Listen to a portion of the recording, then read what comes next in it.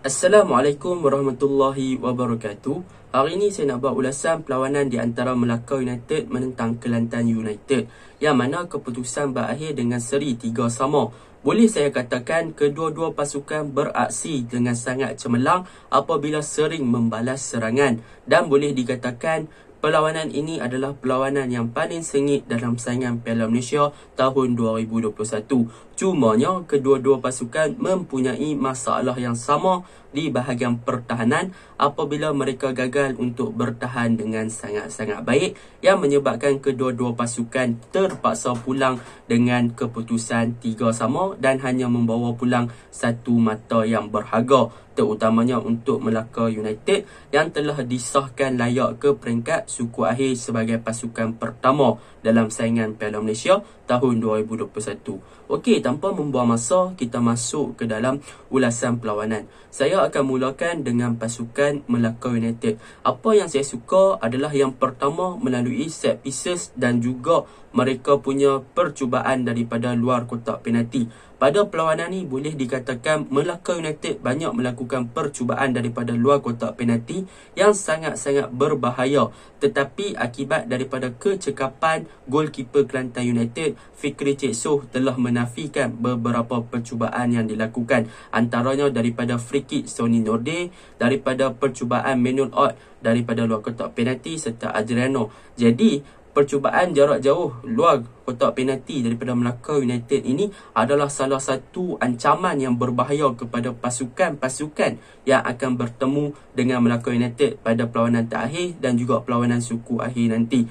Dan yang saya suka adalah mengenai set pieces, iaitu apabila Melaka United mendapatkan sepakan percuma dekat dengan kotak penalti, yang mana mereka mempunyai free kick taker ataupun pemain-pemain yang boleh mengambil sepakan percuma tersebut untuk melakukan percubaan tepat ke arah gol dan menghasilkan jaringan. Contohnya saya bagi, Melaka United dapat dua peluang melalui sepakan percuma jarak dekat. Yang pertama diambil oleh Sony Norde, tetapi percubaannya berjaya dihalang dan dinafikan oleh kecekapan Fikri Cik Soh. Dan yang kedua diambil oleh Eskumaran dan peluang tersebut berjaya dimanfaatkan untuk menjaringkan gol penyamaan buat pasukan Melaka United 2-2 ketika itu.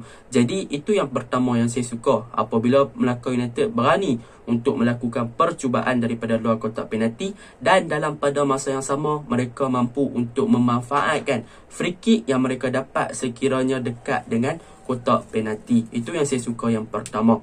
Yang kedua yang saya suka adalah tentang corak menyerang pasukan Melaka United pada perlawanan ni, yang mana mereka menggunakan bahagian tengah iaitu gandingan Adriano dan juga manual out untuk memecah belah pertahanan pasukan Kelantan United di bahagian tengah, dan dalam pada masa yang sama mereka juga menggunakan bahagian sayap ataupun bahagian sayap kanan serta bahagian sayap kiri untuk melakukan serangan untuk mencari Eskumaran di bahagian kanan dan juga Syahmi Yahya di bahagian kiri. Dan dengan peluang-peluang ataupun corak permainan sebegitu, Melaka United mampu untuk memanfaatkan seluruh sudut padang untuk melakukan serangan. Sekiranya mereka menggunakan bahagian sayap, mereka akan cuba buat crossing ataupun mereka akan cuba cut in masuk dalam kotak penalti untuk menjaringkan gol. Tetapi akibat daripada kecekapan dan juga kekompaktan ataupun akibat daripada kompaknya bahagian pertahanan Kelantan United, maka apabila pasukan ataupun pemain Melaka seperti Syahmin, seperti Eskumaran ataupun Sony Norde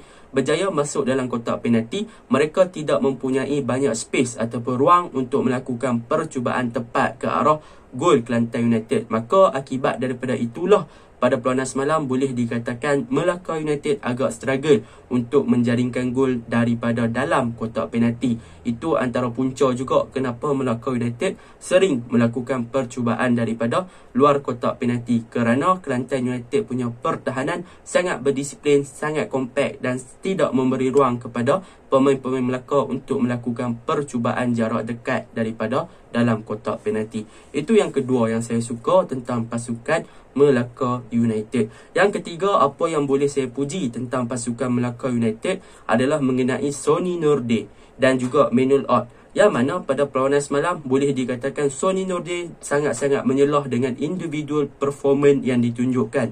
beliau banyak beraksi untuk bergerak daripada bahagian tengah ke bahagian kiri dan juga ke bahagian kanan. Maklumlah, Sony Nordin merupakan pemain sayap sebelum ni, tetapi disebabkan peraturan MFL, apabila sebuah pasukan Liga Super bertemu dengan pasukan Liga Premier, tidak boleh menurunkan 5 pemain import, hanya dibenarkan 4 sahaja, maka Melaka United mengorbankan Giovanni Gomez dengan meletakkan Sony Nordin sebagai striker tunggal pada peluang semalam. Jadi sebab itulah kita nampak Sony Nordin memang banyak bergerak, sebab itu memang tugas dia, selalunya dia main dekat wing. Jadi itu yang saya suka tentang individual performance dan juga skill yang ditunjukkan oleh Sony Nordin.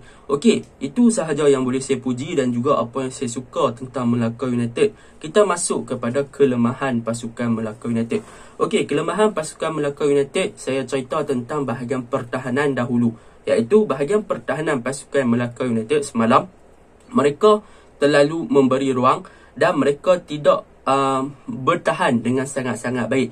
Terutamanya kita boleh lihat gol pertama pasukan Melaka United, gol pertama pasukan Kelantan United adalah terhasil apabila 3 pemain cuba untuk menyekat Badri Razzi, tetapi tiada seorang daripada mereka yang berjaya merampas bola dan tiada seorang daripada mereka terus menekan. Sebaliknya mereka macam teragak-ragak untuk merampas bola kepada Badri Razzi dan Badri Razzi tenang untuk kawal bola tersebut, lalu set up kepada Yuki dan Yuki melakukan percubaan daripada jarak jauh. Dan kita boleh lihat di sini adalah gol pertama memang salah defend Melaka United yang gagal untuk memberi challenge kepada Badri, dan mereka juga gagal untuk menghalang ataupun untuk blok percubaan daripada Yuki daripada luar kotak penalti.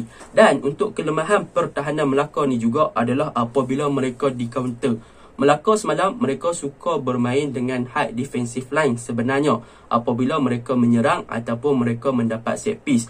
Jadi apabila Kelantan mendapat peluang untuk melakukan counter, maka kita boleh lihat gol kedua pasukan Kelantan United, pertahanan Melaka hanya ada 2 orang sahaja di belakang dan bola dikliarkan oleh pertahanan Kelantan United, berjaya disambut baik oleh Gassama apabila pertahanan pasukan Melaka gagal untuk keluarkan bola tersebut dengan sangat-sangat baik. Lalu berlakulah situasi one on one bersama dengan Khairul Fahmi, dengan mudahnya Gassama untuk memanfaatkan peluang tersebut. Itu kelemahan Melaka United di bahagian pertahanan, yang mana mereka bermain dengan defensive line yang agak tinggi dan pada akhirnya mereka berjaya musnahkan oleh bahagian serangan pasukan Kelantan United. Dan yang paling mengecewakan adalah apabila kita boleh lihat pertahanan Melaka apabila mereka bertahan ataupun mereka membina build up, kita akan dapat lihat mereka hanya tinggal back 2 orang sahaja, iaitu center back di bahagian pertahanan 2 orang sahaja, tetapi untuk full back kanan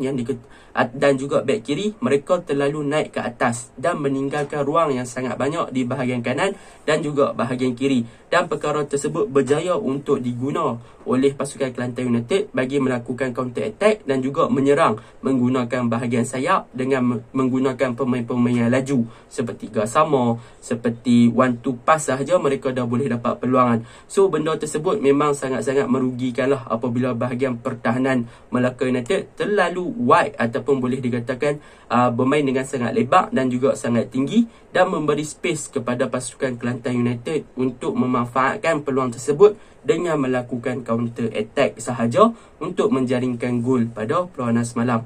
Itu kelemahan Melaka United yang pertama.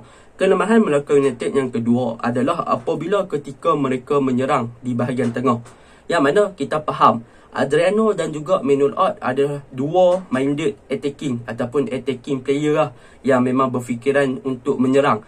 Tetapi peranan yang diguna pakai oleh Hasbullah pada perlawanan semalam di defensive midfielder kalau tak silap saya, tapi saya tak ingat nama dia apa, maafkan saya.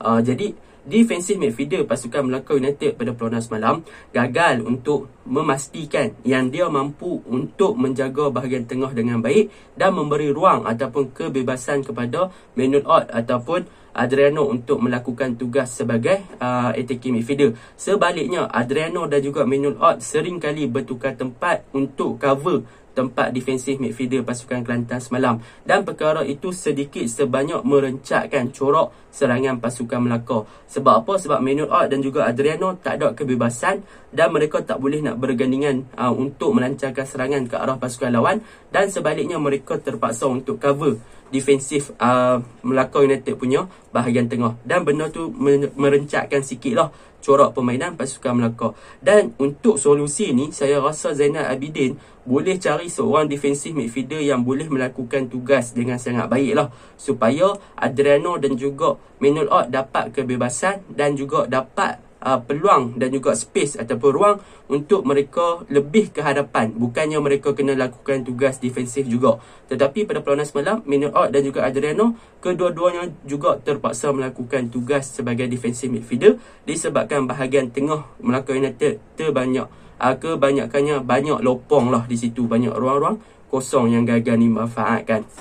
Okey, dan yang terakhir, kelemahan Melaka United adalah di bahagian striker. Kita tahu Sony Nordin adalah target man pada perlawanan semalam, tetapi disebabkan kebiasaan Sony Nordin bermain di pelbagai posisi ataupun di bahagian sayap selalunya, maka Sony Nordin terbawa-bawa dengan kebiasaan tersebut yang menyebabkan kebanyakan corak permainan ataupun build up yang dilakukan oleh Melaka, yang mana mereka cuba masuk dalam kotak penalti dan cari target man, kebanyakannya mereka gagal untuk mencari Sony Nordin kerana Sony Nordin berada dalam kedudukan yang tidak tepat ataupun Sony Nordin yang menggerakkan serangan tersebut.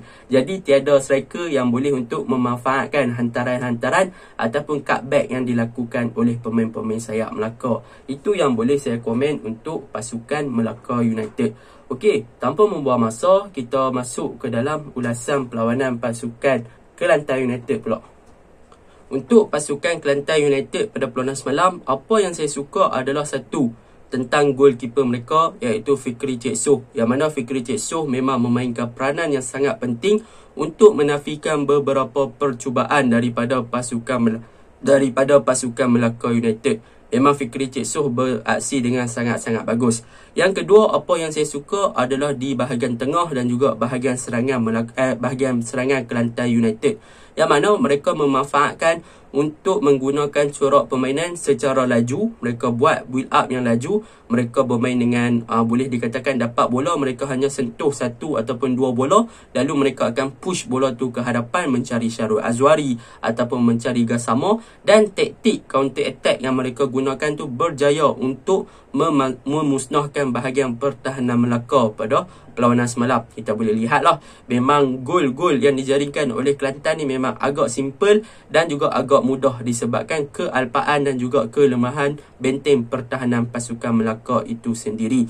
Okey, dua tu yang saya suka tentang pasukan Kelantan. Dan apa yang saya boleh puji tentang pasukan Kelantan United, memang mereka telah improve banyak daripada segi finishing. Sebab apa? Sebab sebelum ni, di awal kempen, memang Kelantan United ada banyak peluang, tetapi mereka gagal untuk memanfaatkan peluang-peluang tersebut dengan menjaringkan gol. Tetapi pada perlawanan ni, mereka memanfaatkan peluang yang ada dengan mudahnya untuk menjaringkan gol demi gol lah, sehingga berjaya ikat Melaka United, yang mana pada perlawanan terakhir hari itu mereka tewas 2-1. Itu apa yang saya suka tentang pasukan Kelantan United. Okey, yang terakhir yang saya suka tentang pasukan Kelantan United adalah tentang pertahanan mereka.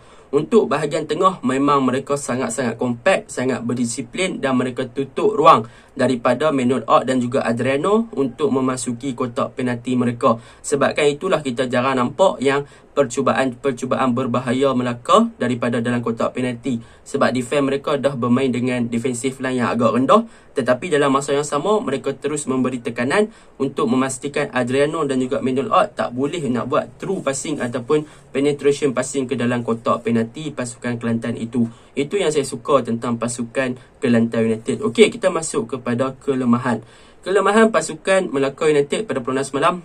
Untuk gol pertama, memang kita tak nafikan lah, kita tak boleh nak komen apa, sebab itu miscommunication, dan juga benda tu bukannya sengaja kan, tiba-tiba bola tempiah kena kaki defense Kelantan, Sony Nordin dapat peluang kan. So gol tu memang kita tak boleh nak komen. Gol kedua Melaka United pun kita tak boleh nak komen sebab free kick, memang lawa gol tu. Tetapi gol ketiga kita boleh komen, iaitu pertahanan Melaka United. Mereka terlalu menarik pemain serangan pasukan Melaka ke dalam kotak penalti, yang mana mereka sepatutnya ada peluang untuk tackle ataupun untuk ambil bola tu secara tackle ataupun buat tackle yang bersih lah sebelum Sony Nordin berjaya masuk dalam kotak penalti. Tetapi sebaliknya 2 ataupun 3 player Kelantan, mereka hanya follow gerakan yang cuba dilakukan oleh Sony Nordin, yang bermaksud mereka hanya follow up sampai Sony Nordin masuk dalam kotak penalti. Mereka still lagi tak buat apa-apa tindakan dan mereka membiarkan Sony Nordin untuk buat cutback ke dalam kotak penalti ataupun buat percubaan, sehingga menyebabkan banyak pemain-pemain Kelantan berkampung dekat situ, tak jumpa bola. Tiba-tiba bola ada kat kaki Manuel Ott, lalu menjaringkan gol. Itu yang boleh saya katakan punca kepada Kelantan gagal untuk bawa pulang 3 mata. Sepatutnya Kelantan dah boleh bawa pulang 3 mata, tetapi tindakan yang terakhir daripada bahagian pertahanan telah menyebabkan Kelantan hanya terpaksa berpuas hati untuk pulang dengan 1 mata, dan memang tak ada harapan untuk layak ke peringkat kalah mati ataupun lepas group stage dah. Okey, tu yang saya tak suka yang pertama. Yang kedua, yang saya tak suka yang kedua adalah tentang mereka. Sebenarnya pada perlawanan semalam, awal game memang nampak Badri Razi dan Yuki bermain dengan sangat baik, Syahrul Azwari bermain dengan sangat baik. Tetapi bila mana masuk second half, mereka kekurangan kekurangan serangan, yang mana banyak corak permainan mereka di bahagian tengah kebanyakannya sangkut dan mereka hanya menunggu peluang untuk melakukan counter. Jadi boleh dikatakan Kelantan juga kehilangan seorang playmaker yang boleh untuk mencorakkan game bagi bahagian hadapan. Mereka hanya mengharapkan kepada kelebihan individu untuk memastikan yang mereka ada peluang untuk menjadikan gol, dan dalam pada masa yang sama mereka tunggu untuk melakukan counter attack sahaja. Itu sahaja ulasan saya. Assalamualaikum warahmatullahi wabarakatuh.